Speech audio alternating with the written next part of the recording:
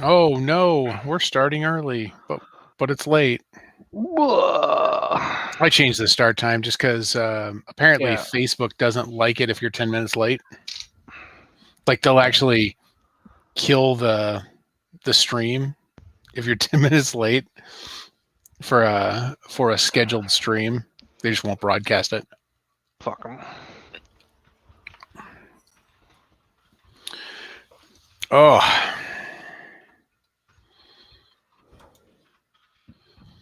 so let's see. Yeah, we were just talking about it a little bit. Sunday night, that TPK. Love Man, it. Love it. I was glad that Luke gave us that little bit of a heads up. Yeah. But man, I wish I would have taken it just a little bit more seriously because I would have come out a lot stronger. The Like thing is, I just keep kicking myself for not casting silence. I'm never gonna take D&D more seriously than I took it on Sunday. And there's more things I could have done. However, Yeah. I'm just never gonna take it more seriously than that.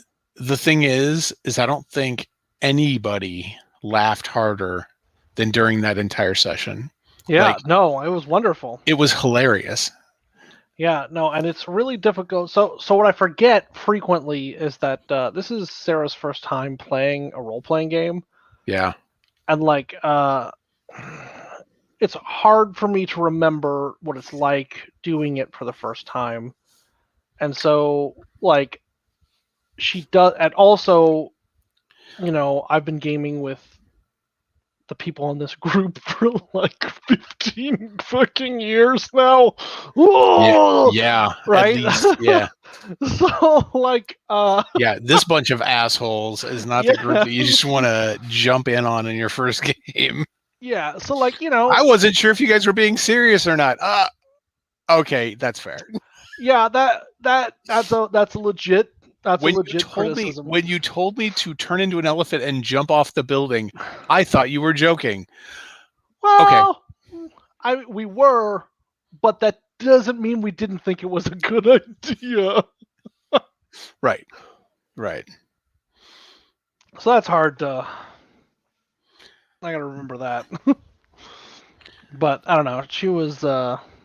We are on the Twitch. I don't know. Yeah. She I think she took the TPK more seriously than the rest of us, which is interesting to me, just from a like, I don't know, metaphysical place we are in our gaming lives. I would have taken it more seriously had it not been so much fun getting to that point. Mm-hmm. Like if it wasn't hilarious up to that point, yeah, I would have taken it a lot more seriously. Like if she wouldn't have gotten the opportunity to pitch the baddie off the spire, off the tower, off the tower. Can I just telekinesis her off the tower? Please do. Yeah, that sounds like a wonderful idea. Let's do that. Sounds very funny. How do we make that happen? Yeah. Oh, it's not going to happen. Oh, wait, she just rolled a 19. No, she critted, baby. She critted it. Yeah. She critted that. Holy shit. Yeah, that was crazy. Loved it. That was absolutely nuts. It was hilarious. The stuff gaming legends are made of. Love it. Yeah. The TPK afterwards was less fun. Well, not less fun. Less the desired outcome. Right. Yeah. Still fun as shit. Oh yeah. Yeah. Like after that second round, I was pretty sure we were going to get TPK'd. I didn't think we were going to survive. Like at that point, it was almost a foregone conclusion. Yeah. And we were just getting hammered. Mm-hmm. Yeah. And not in the way you want to get hammered. Yeah. Not in the way that your character is built to hammer. But yeah, that was still fun. Yep. No. Luke knows his business. Yeah. And his business is fun. 100. Mm-hmm. Oh, you know what? I think I'm ready to just jump in and talk about this movie. Are you? Yeah. Okay, let's get that over with. Hey, this is Tony. And this is David. We are the Backseat Producers, All day, every day. and we are 100 days a talking year. about the United States versus Billie Holiday. Yep. What'd you think of the movie? I did not like this movie. I concur. Here's the thing. There have been a lot of really good, thought-provoking, philosophical movies that tackle the alternative history that you were never taught about these like mythological like POC icons lately. Yeah. And we have watched a good number of them, and I have loved them. But they have all been very poignant or brutal or subtle Or well written. or well written or entertaining. They've all had some really good stuff. And there was one thing in this movie that I thought was incredible. Andra Day. Yeah. And the rest of the movie happened almost to hold her back. I could not agree more. I think that's almost exactly the same point I would have made in my synopsis. The biggest problem this movie had going for it was the fact that it came out 5 years too late, because 5 years ago we didn't have quite as many brilliantly made, poignant movies about people of color and the icons that they are and the historical events that they lived through. I think this movie would have been fine had we not lived through some of the movies we've talked about in the last 6 months. I mean shit, Black Panther. Well, yeah. Black Panther. So I rewatched the MCU. I mean, that's a fictional movie, but it is a fictional movie, but that is a black fucking movie. Yes, it is. Right? And it just like oozes culture, like unapologetically oozes black culture in the face of the MCU, which, to be honest, is a white MCU. It is a white male MCU. Yeah, and like, so making Black Panther itself is a statement, especially inside the MCU. Yes. And them foregoing all the pretense of the entire white oeuvre that the MCU has built so far is pretty goddamn compelling in and of itself. But also, the movie is good. The movie is good. So I mean, I know there's a lot of the TV stuff that they're trying to push out of the MCU, but Luke Cage was excellent. Luke Cage was better than this movie. Like, the worst Luke Cage episode was better than this movie. All right, that's fair. The second half of the first season of Luke Cage was... It was weak. But still was a lot weaker than the first half, but yeah, still better. I mean, once you get rid of Mahershala Ali, my boy...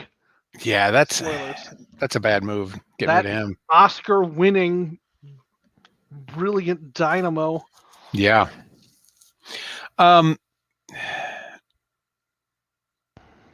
It's hard. Okay. Let me just reiterate also what you said, that Andra Day was brilliant. Yeah, no, she was stunning. She was fantastic throughout. Yeah, no, she was a vision. Her acting was impeccable. Mm-hmm. Her performance, the things she put herself through, like, the movie is ridiculously uneven. Yep. Like there are things that happen in the movie that it's like, why are we watching this? Yeah. Like the sex scene just kind of comes out of nowhere. Wait, which one? The one in the hotel room. All right, sure. Where it's with her Yeah.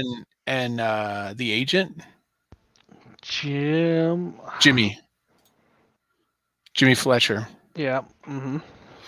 I don't know. It felt so tonally different because it's like, oh, we're gonna have this just really raw sex scene here that, like, it just didn't make sense. It didn't It didn't like, add anything to the movie. I It didn't. understand what they were going for. Like, I understand thematically what they wanted to do, but they needed to pick a fucking lane. Yeah. Well, They need that's the case of the whole movie. I get that, but like, yeah, it's just a real complicated scene narratively to put into the movie to. It's one of the big problems I had with the film was that Andra Day is so goddamn good as Billie Holiday that it almost feels like there are specific scenes written to undermine how good she is as Billie Holiday, which I feel like the intent was to humanize her in a way that they felt was necessary to like pull back what they were doing, but that doesn't feel like it served the intent of the movie. You're right. I agree. Like, And so it was like always this complicated like fight between the movie trying to present, okay, the United States was actually set out to hold her back, but also she had a hard life in whatever. But it's like, okay, well, like pick a story to do there. Like you can't. Yeah, she had a hard life, but like, like pick one of those things and do that. yeah. Yeah. I mean, they could have made with a different name. They didn't have to have like most of the scenes of the FBI in their offices, like in that whole political bullshit. I mean, I get it because you have this black man who's, you know, finds himself in a position of being the person investigating her, but then they play this weird switcheroo with the audience where it's like, oh no, he's really a federal agent. It's like, why are we doing this? Yeah, Like, this give is us that from very the beginning. complicated. Yeah. I mean, if we knew that from the beginning, then they could set up this sense of creeping dread better, and I think it would have smoothed out a number of the rough edges of the story, because the story didn't know what it was trying to accomplish. Oh, she's the singer who's trying to sing about the song. She's trying to sing the song "Strange Fruit," so that's what we're going after her for. But if she doesn't sing it, okay, now we're going after her about drugs. But she's really on a lot of drugs. Yeah. So like, Which is, and so the complicated thing about that is like this was a time where the war on drugs was invented specifically to target Black and Hispanic populations. Like that was the reason we invented the war on drugs, but we never really make that connection in the movie. You're right. Which is like literally.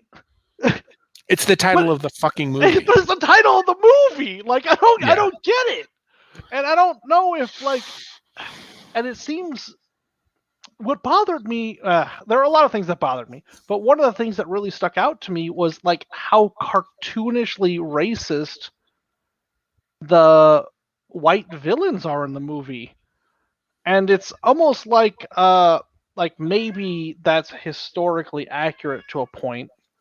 it is historically. I'm sorry, it is It historically is. accurate, but like narratively, if you're trying to make a piece that resonates with or like creates a cultural touchstone to what's happening currently, like the overt racism isn't the thing anymore. It's like like the structures of racism that were put in place at these time, right, that we're still dealing with the ramifications of now. Like those are the pieces that you touch on, not like this like Colonel Sanders-esque villain. Like it's just like flat and boring. Like Even the stuff that they did, they could have focused so much more on the struggles of the black FBI officers trying to do their job as black men in the FBI. Like I kept thinking, oh, the that Jimmy is gonna, he's following her through the South.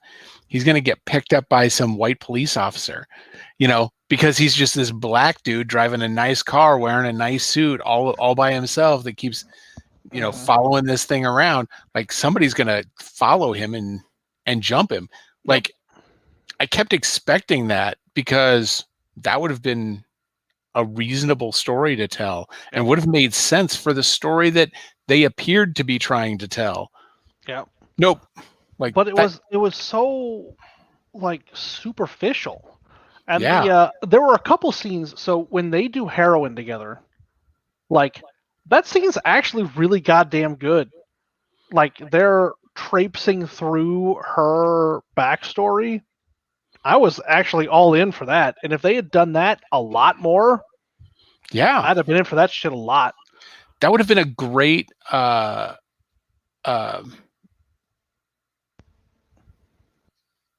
mechanic for getting us into her backstory. She's going to shoot up and she's trying to push those memories away, but that's when we dive into them. Like that would have been brilliant, because it would have, you could have dove into her struggles with heroin and addiction and how she needed it to perform and to push through the systemic racism that she was facing, because she's just trying to speak her truth through that song, which I'll be honest, I was not familiar with the song specifically until the movie, and they kept mentioning the song. So I'm like, God damn it. I need to understand this song. I don't want to just be presented the song in the movie. So I paused the movie and I went and just looked at the lyrics, and it was, whoa, man, those lyrics are intense. Then you're like, this does sound exactly like something the United States government would not want someone singing about. This sounds right. Did you watch the video of Billie Holiday singing it? No, I did not. Well, you're gonna love Andra Day even more. She was, Andra Day is, God, she was so good. Amazing. She was so good. Yeah, and so that was the interesting thing, that like there were so many opportunities in the movie for exploration of Jimmy Fletcher's role in this entire situation that were just wasted. Yeah. Like, I mean, the whole. The problem is that Judas and the Black Messiah did this story already and did it so much better. It did it so much better. Like it's such a similar story. It's such a similar, and my boy Daniel Kaluuya was also really goddamn good. Although Andra Day and Viola Davis both got nominated for Best Actress this year, which is the first time that two black women, two POCs, have been nominated for Best Actress in like 60 some odd years. Wow. And now, having seen both pieces, both of them are a hard nomination to be. Yeah. I actually don't know who won. Did Frances McDormand win? Yes. Well, I'm not going to say she didn't deserve to win, but there was a lot of stiff competition this year. Somebody's got some splaining to do about that one. Yeah. She you know what? If she won that based on some of these other performances, then she better feel really proud about that win, because that was a tough win. There were a lot There's of good. Who were the other two nominees then? off the top of my head, I don't know, but there are some years where somebody wins and it's like, oh yeah, but there really wasn't anybody standing up to them. This year, those three at least were stellar. Okay. All right. So the nominees this year were Andra Day, Viola Davis, Frances McDormand, Sure. Carey Mulligan for Promising Young Woman. Oh, yeah. She was great. She was great, but she was not anywhere near the level of these three. Nope.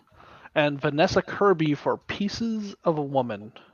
I am not familiar with that. Which I am not. Yeah, I am also not familiar with that. I don't even know who Vanessa Kirby is. So. Yeah, speaking of Promising Young Woman, Bo Burnham has this special on Netflix, and Holden watched it, and he kept hounding me to watch it, and I'm like, it's not a stand-up thing, is it? Because I used to, when I was in my 20s, I love stand-up. I watched Bill Cosby fan. You know what? I did actually watch himself. Awkward. I actually knew most of himself by heart. I used to be a big stand-up fan. It just doesn't do it for me anymore. It's just not my thing. So I was like, man, I don't know. And he's like, no, you got to watch it. It's not really that. It's about this guy's descent into something during the pandemic. I'm like, all right. So I watched it. It's impressive, but I'm watching it. I'm like, fuck if I don't know this guy. Like, I know this. Why do I know this guy? He is the guy that she ends up dating in Promising Young Woman. Oh, Bo Burnham? Yeah. I didn't realize that. It was like, holy shit, that's who that guy is. Yeah. And then I was telling Holden, I'm like, I've seen him in a movie. And he's like, what? I was like, yeah, I've seen him in a movie. And also, you should probably watch this movie, especially going to college. There are things in here you need to watch. Yeah, you need to and not do any of these things. Yeah, learn from these mistakes. You know what I did love about this? It took me the entire goddamn movie, but I was so proud of myself at the almost 2-hour mark when she's dying in the hospital and her husband's there, and I was like, fuck me, her husband looks so goddamn familiar to me. Who the fuck is this guy? Is that fucking Turk from the Netflix Marvel TV series? Oh, it's Turk! The best part of the Marvel TV series. God, I love Turk. Such an asshole. Wow. Wait a minute. Who's her husband? Well, she had two. Not Monroe. The first one was Monroe. Yeah. He was also Diamondback. Monroe was Diamondback. Yep. Mm-hmm. Her husband was Louis. Oh, he's not on the first page of these actors for some. He's not on the top cast list. I can see. He is Louis Armstrong, Kevin Hanchard. She was married to Louis Armstrong? Not Louis Armstrong. What the fuck is wrong with me? What the fuck is that guy's name? Louis McKay. Sorry, Rob Morgan. Okay. Not Louis Armstrong. Like, Louis Armstrong? I mean, he was very prominent in this movie, but he's also they were married. He's also David Harbour's partner in Stranger Things. I fucking love this guy. This guy he just has a face that he has a very expressive face. So, one thing that both this movie and Ma Rainey's Black Bottom is telling me is that these female people of color who were performers in these bygone days were also bisexual. Yeah, that was another thing that. So here's the thing. It's a detail that just keeps coming up. I think that it's just, and that's just how, like, that's just not new, man. Like, the queer existence has been so pervasive throughout history, and just been utterly erased that, like, we're like, oh, the Romans, the Romans and the Greeks, they were like, so progressively gay. It's like, actually, it feels like they were just like averagely gay. Yeah. Or averagely queer. It's just that this shit has been so pervasively erased from history that, like, whatever. But that's the other thing that got me. Like, okay, so Natasha Lyonne's around to do nothing. Yeah. She does nothing the entire fucking movie. Yeah. What? Like, is this a biopic where we have to include her queerness, like, as a token thing, or like, are we going to engage with it in any meaningful way, or like, or what? I think the only reason she was there was for them to look for one more way to get her. Yeah. to get Billie Holiday. Speaking of Tallulah's, Speaking of Tallulah, because she was playing Tallulah Bankhead. Mm-hmm.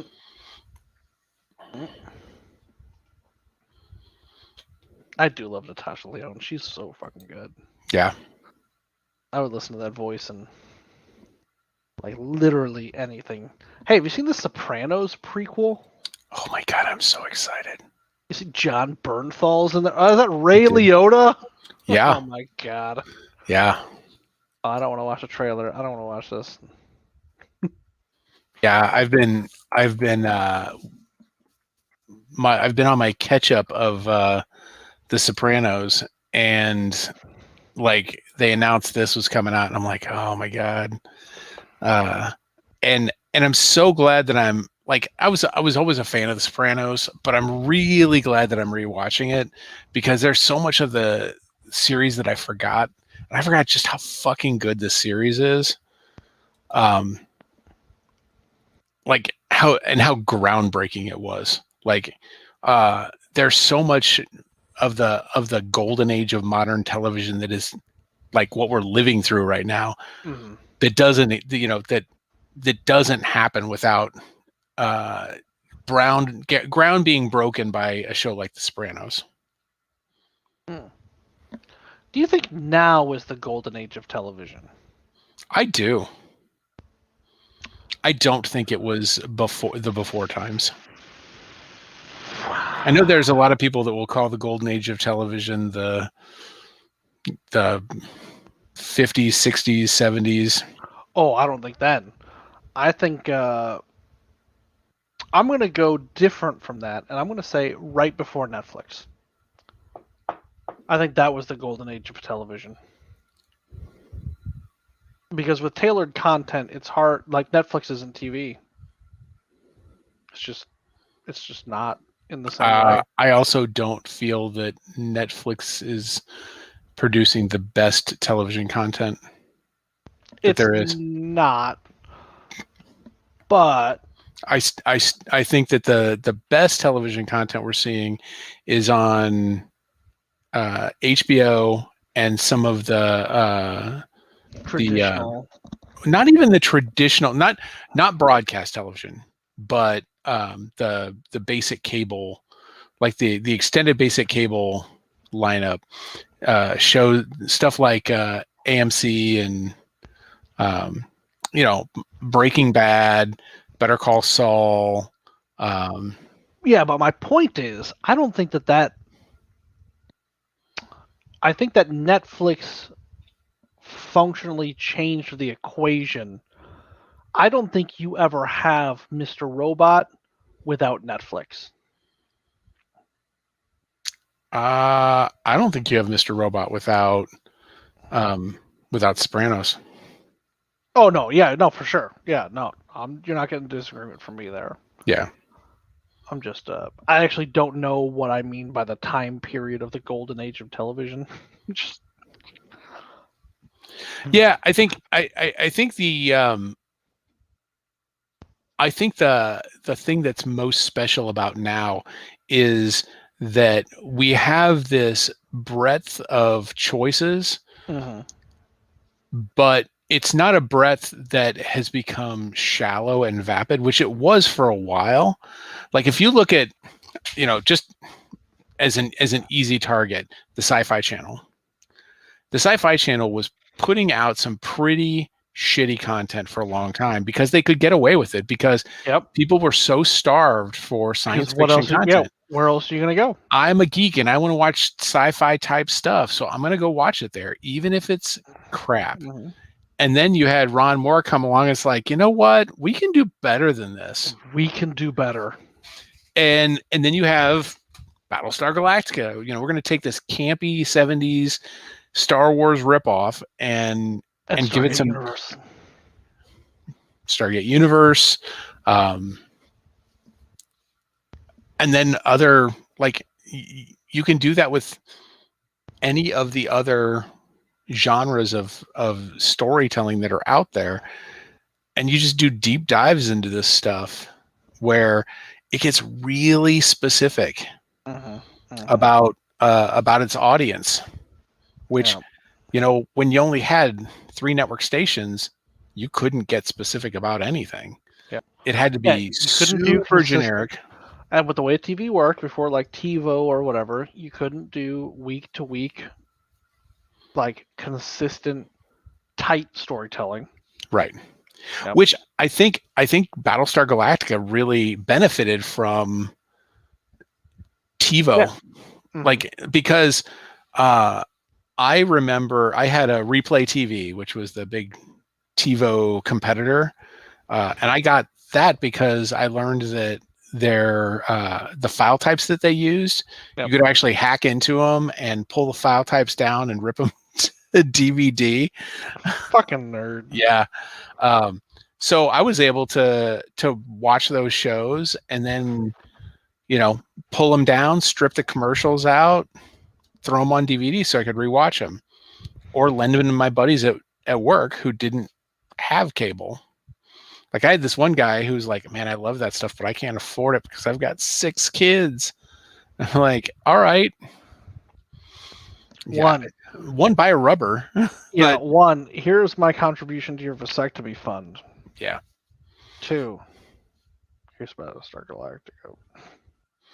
Yeah. So every couple of weeks I'd bring him in a new disc, and it gave me the opportunity to rewatch those episodes again as I'm editing them.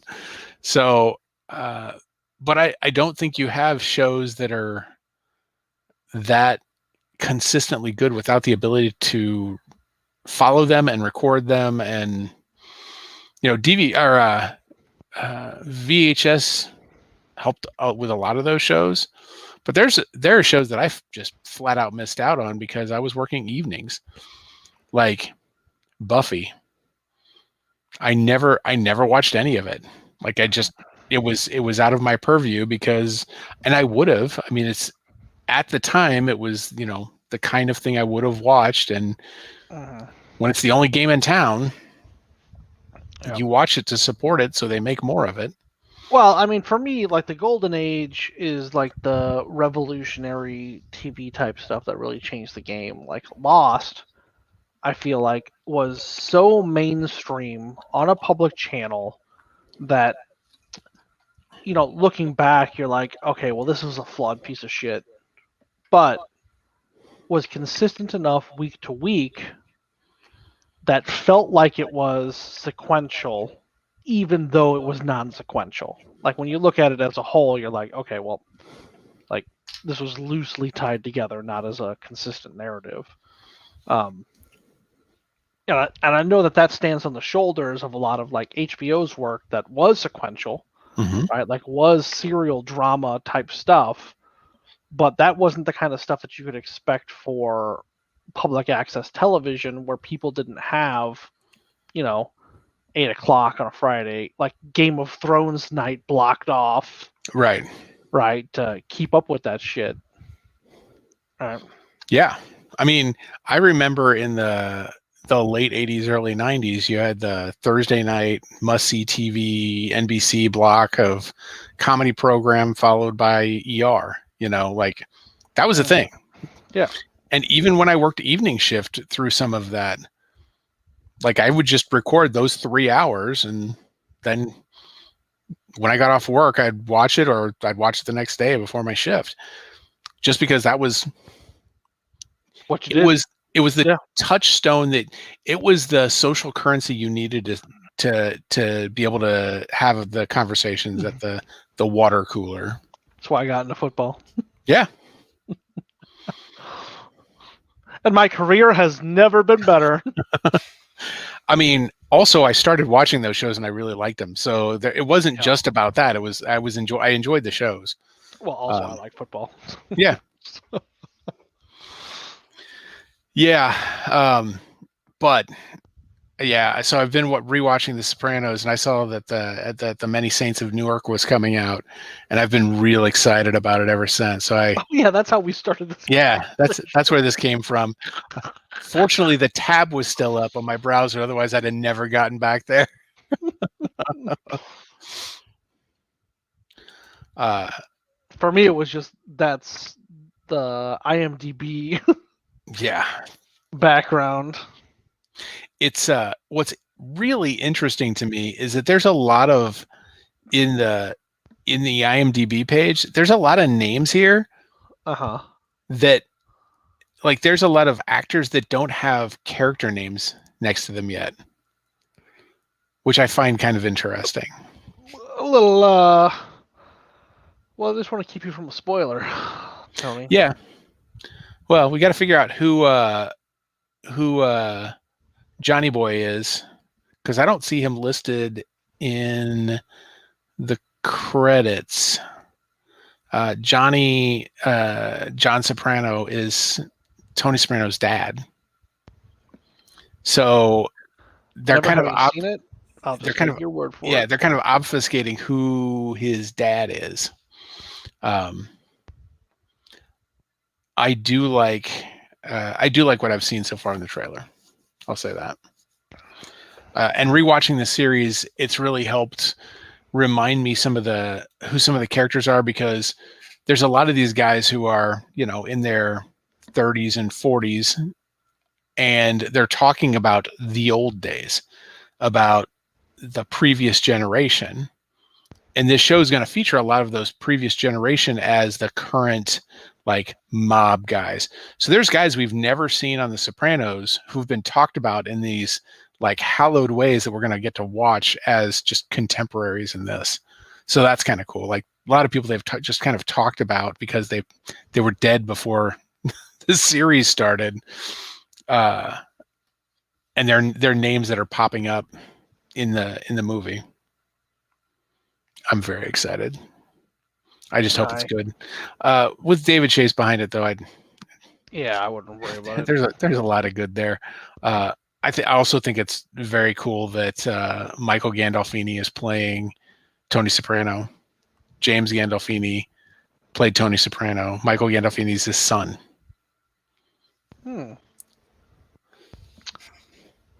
That'll be complicated, I'm sure.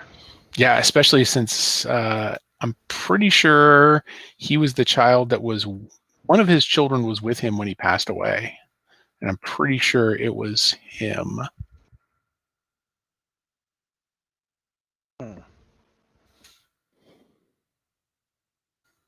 Michael Gandolfini. Well, he does look like a young James Gandolfini. Yeah. Yep, he does. With hair. And a lot of it. Yeah.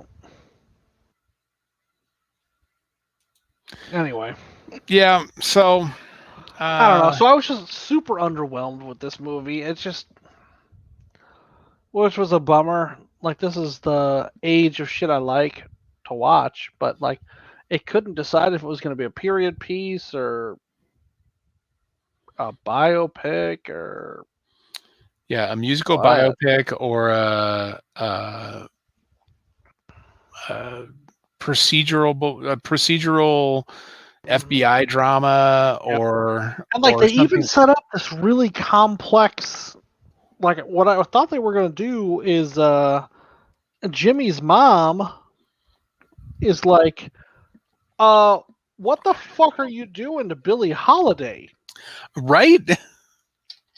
And he's like, don't worry about it. I'm a special agent. I'm helping cleaning up the drugs. So I thought that it was like, oh, well, we're going to explore strange fruit, and she's going to, like, explain to him why this is important, because this is important. Yep. Only we don't do that. The missed opportunities in this movie are just astounding to me. Yeah, like, it wasn't even the let's lead white people through what life was like, because we didn't even do that, which was confusing to me.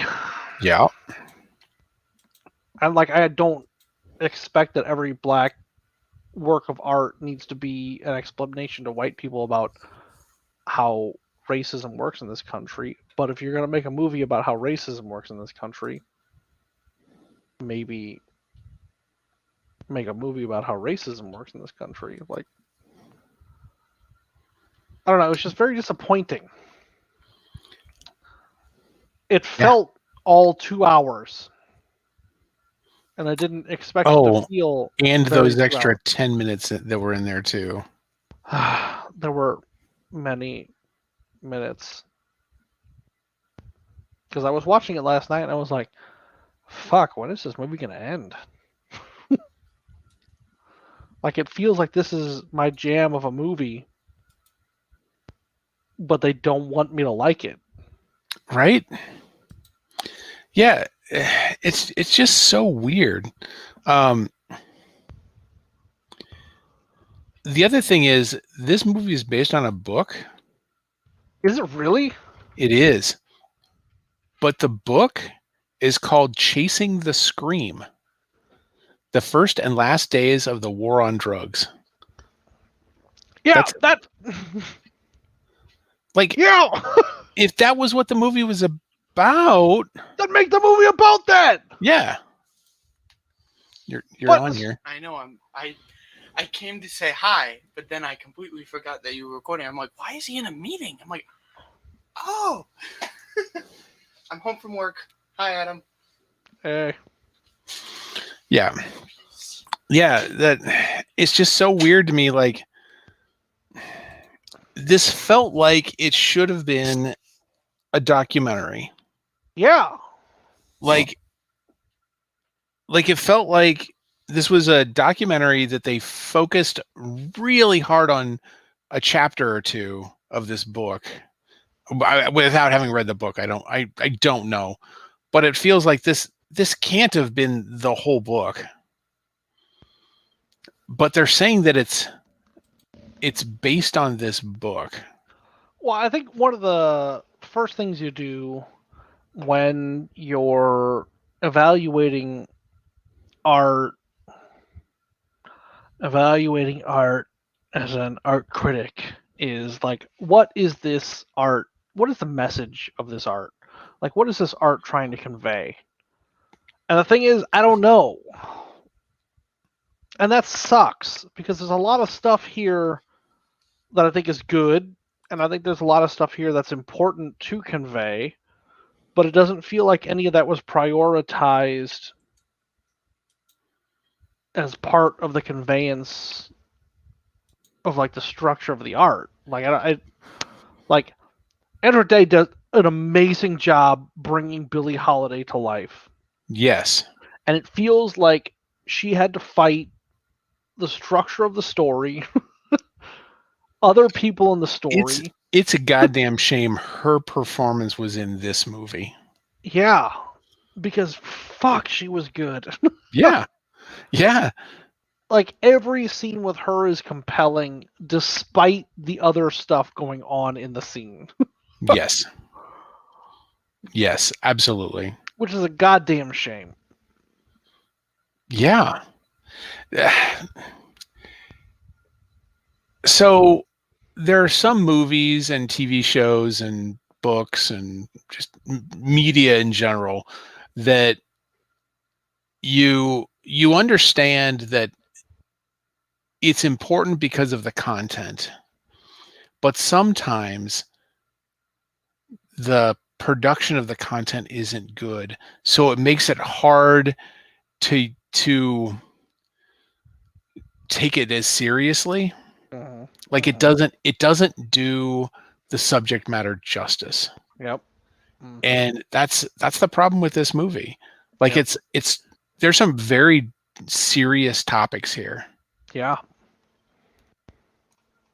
that the movie itself hurts those topics. It doesn't hurt the topics. It doesn't help. It doesn't bring them to life because the presentation is just not very good. Yeah. There's some other things that I feel that way about, that it's like the second season of Sense8. There's so much important inclusion happening in Sense8, and then the second season of it happens, and it's just not good. Yep. And we're trying to lift it and lift all these people who are not being included, but man, it's also lifting them in a pile of shit that is around them. It makes it so hard to stand up and say this is important. Yeah, and so one of the things that Because this subject is important.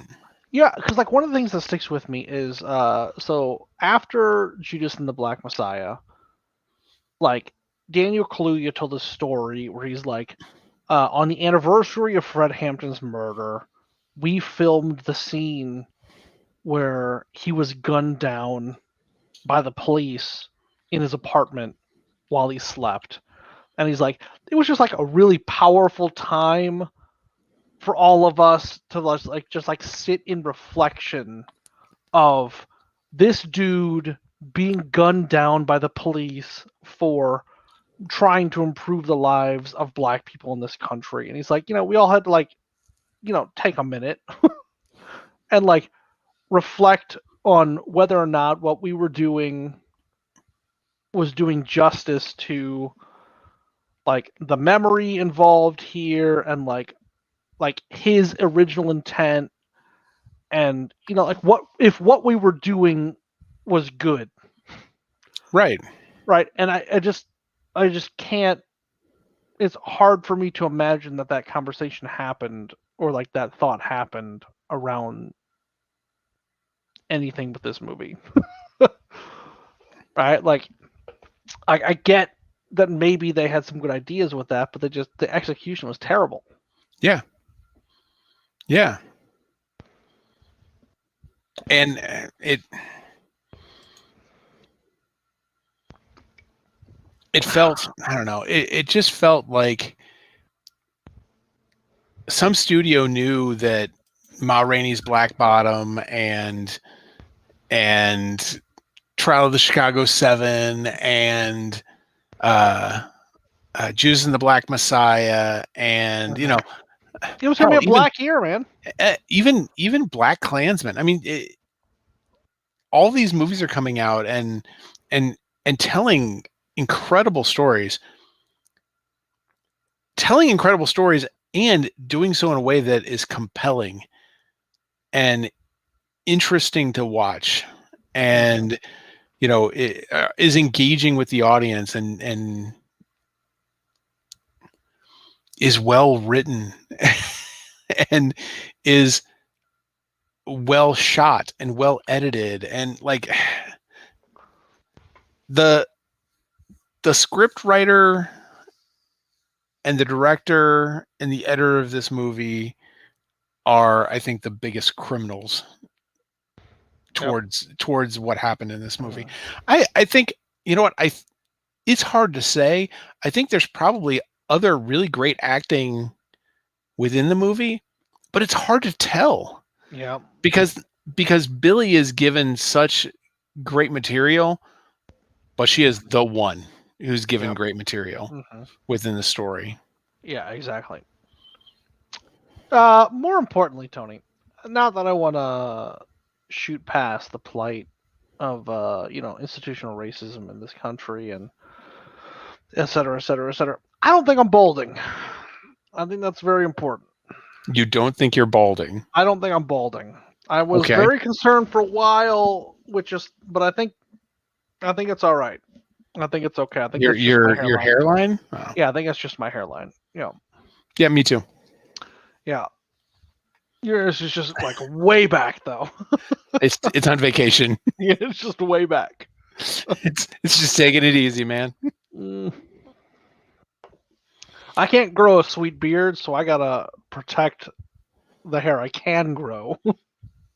Yeah, I was telling a guy at work when I actually went to work, because I'm going into the office now. Like, are you really? Well, I have been 3 times when other people were there. Tony! Ew. I'm going in about every 2 weeks. Once every 2 weeks. Jesus. Yeah, I'm going in about once every 2 weeks. It's for like 1 day. Not a Surf's popular song. That would have slayed with a different audience. I'm sure it would have. Once every 2 weeks. The best thing I did was just give up on trying to like maintain any depth of hair and just use trimmers exclusively to when it gets longer than like that, it's unruly. It's gotta go. I gotta get rid of it. It feels so much better. If I have to use a brush or a comb, nope, I'm done. Being able to jump in and out of the shower and fantastic. I think they're gonna close our office permanently. Is gonna be my guess. Are you? Mm-hmm. But on Friday, we're actually all heading into the office. One of my longtime coworkers turned in his 2 weeks, and so having a little going away party that the boys and I planned. My boss is like, "Oh, I guess I have to set up the meeting appointments, otherwise I don't get my invitation." Oh, we didn't say that. But the rest of us will be showing up. You can if you want. Yeah, the times I've been back, I have seen like 2 or 3 other people in the building. It's just so fucking wild to me now that like I know Missouri is leading the country in like new Delta variant cases, but like where we are now versus where we were 3 months ago is just so wildly different to me that I went out for someone's birthday on Friday and we went to bars and we bar hopped. Yeah. And then we danced. I'm going places without masks. I still take my mask with me, but like it's also, and I'll wear it, but like if I'm the only person wearing the mask in the room, it's also like, well, all right, fuckers. It's everyone who hasn't gotten vaccinated has had the opportunity to get vaccinated at this point. It's getting frustrating for me. The way I look at it is if the employees of a place are wearing their mask, I will put that on out of respect for them. Yeah, because that's a good call. they have to be there. Yep. Everybody else doesn't have to be there. And I don't know everybody's situation about vaccinations, because there are some people, speaking of what's the term that Anna posted the other day? Historically, is it historically excluded? Yeah, historically excluded. Yeah. Marginalized was the word that made the most sense before, but historically excluded makes so much more sense, and I love it. There's a lot of people who have been historically excluded who had vaccines literally used against them to test vaccines on their populace. So I kind of get it. Like, I do kind of get not being very trusting of that, just as a generalized group of people. But also, But I mean, and if there's a bunch of people wearing masks, I'll put my mask on. I just don't see very many places where bunches of people wear masks anymore. Yep. If I walk up to a place and it has a sign that says please wear your mask, I'll slip it on. I keep one with me all the time. It's not a big deal. I mean, we did it for 15 months. What's the 15 minutes I'm going to be in this store, you know? Yeah, no shit. Yeah, I don't even think about it really. It doesn't bother me to wear it, but I also, you know, I don't. What? Yeah. You know, selling jokes. I don't. Are you selling jokes in here? What does that mean? I'm not sure what that means, Art, but you know, it's getting late. I've had a day. Have you had a day? I haven't had a day. I've had a day mostly because I worked until like 11:30 last night. Ew, Tony, you're doing it wrong. I had some after hours shit that I had to do on the network after. And then I worked until like 7:30, 8 o'clock tonight. So I'm just kind of done.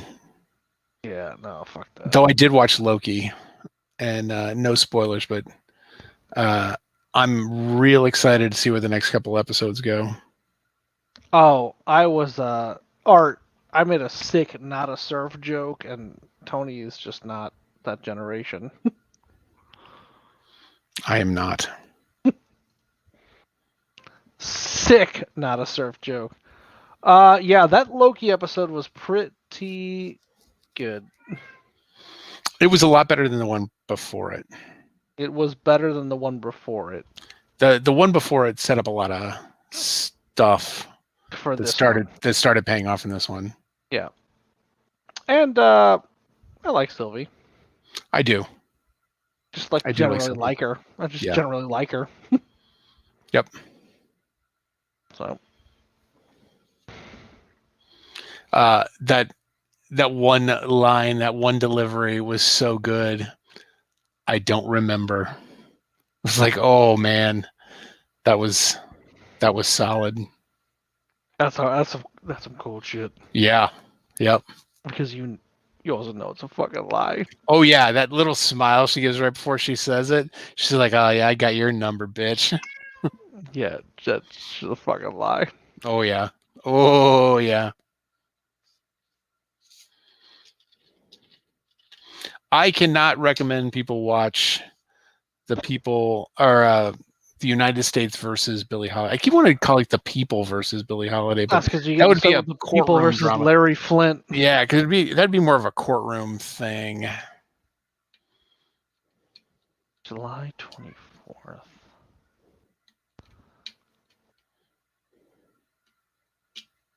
Uh-huh.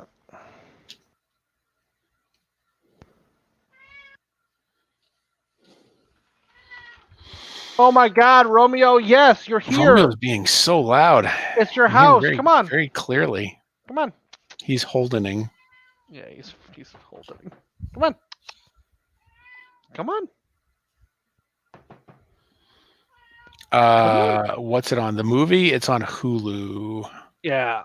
The movie we were talking about is The United States versus Billie Holiday, and it is underwhelming. Yeah. Andra Day's performance is fantastic. It's so good. The subject matter should have been respected a lot more than it was by the filmmakers. Yep. Do not drink my water. Asshole. Oh, by the way, now that we're here to segue into other topics, so the Steam sale is going on. Oh shit, currently. I did see that. Yeah. Yeah. I got an email that like 5 of the things that are in my cart are on sale. Yeah. So there is a game called It Takes Two. Okay. Now the thing is, you got to find someone to play with Okay. because it takes two. Sure. But it's a co-op game where you and someone else play a husband and wife who they just decide to get divorced. They tell their daughter, and their daughter's like, "Mom and Dad are getting divorced." So she cries over a magic book. Mom and Dad are transformed into this clay man and this yarn woman.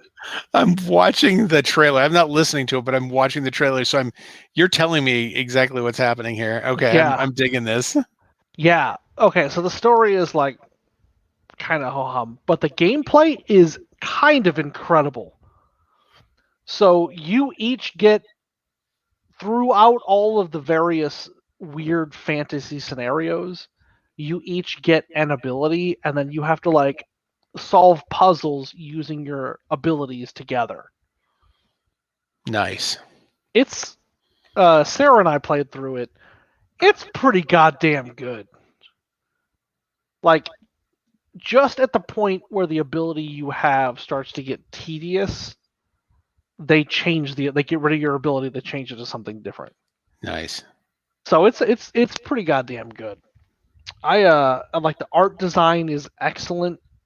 The story is kind of looking at some of the gameplay video. It looks like some of the stuff they did with Portal 2, the 2-player stuff. Yep. Mm-hmm. Yeah, exactly. Yeah. No, it's really good. I actually can't recommend it enough. If you can find somebody who can consistently play through it with you. Yep. And yes, it is on Steam right now. It's on the sale right now. It is, but so only one person has to buy it. I was going to say you get the friend pass also. Mm-hmm. Problem is, you got to find somebody who's going to be around for 12 hours who also can do platformer shit. Right. So yeah. Well, that was my problem with Portal 2. I was playing that. Holden and I played it when he was little. He just got to the point where he's like, "I don't know what to do, and I'm bored," and he just walk off. It's like, I can't do both controllers at the same time and do this. Lost Vikings was made by Blizzard, if I'm remembering correctly. Now Blizzard Entertainment. Look at you, Tony. What? I'm old. I remember old things. I believe. Actually, I don't remember it as an old thing. I remember it because Blizzard dug up some of their early games and republished them. They republished that one years ago. Adventures 10 years ago, 5 years ago. Anyway, that is a fantastic game. That is good to know. See, what else is on my wish list here? Evil Genius 2. Got it. Root. Because I never bought Root for the PC. I haven't. Oh, I haven't bought it for the PC either. But if you buy it, I'll play it. Add to cart. Really got into that Root. Oh, it's only $10. Yeah. I'm in for. I'll play a game. I'll play a game with Root. RimWorld. Oh, you haven't had RimWorld? What the fuck, Tony? I don't have RimWorld. RimWorld is an emotionally gutting experience. Factory Town. I have Factory Town. That's all right. Superliminal. That's one that Holden kept trying to talk me into getting. Superliminal. I don't think I own that. It's like a 3D puzzle game where you use perspective, and as you move around. Oh, and yeah. Uh-huh. Yeah, it looks really cool. Oh, it's only $12. Oh, it's on my wish list. Oh, Yeah. Steam sale! Oh, I got a bonus today, too. They paid back all that money they took from me. Oh, nice. From that 20% furlough or whatever. Yeah. Admittedly, it just went all to the pool party, but... Well, I mean... Why is this not adding to my cart? There it goes. Yeah. The garden never furloughed. They never did a pay cut. Nobody lost their jobs. They did a pay freeze that and normally we don't get huge raises. I mean, we're not for profit. Every once in a while, based on the work you're doing, you'll get a merit increase that's outside of the pay structure, just because, like, hey, this job you're doing is worth a lot more now than when you started, so here's more money. But like this year, they were waiting for the PPE loan payback because the garden got a PPE loan, or is it PPP? I think it's PPP loan, whatever it is. The garden took one out, and then they were just waiting to see if they had to pay it back, and then they got the waivers taken care of. I'm guessing they get the waivers taken care of because we just got an email last week that everybody's getting a 2% increase. Everybody, like, across the board, which that's fantastic. I'm very pleased with the place that I work that they're able to do things like that. And when I first started there, it was like the endowment took a huge hit because the stock market tanked. Oh yeah. And they're like, everybody has to take a pay cut. Yeah, I had been working there just a couple of months, and my mom gave me some really good perspective on it because I had been out of work for a little while. And she's like, so if you would have been offered the money that you're making after the pay cut, would you have taken the job? Okay, I'm not going to complain about this pay cut at all because I have a job. Yeah, no. And they didn't fire anybody, so that's fantastic. They didn't lay anybody off. All right. Your mom knows the business. She is a wise woman. She is a wise lady.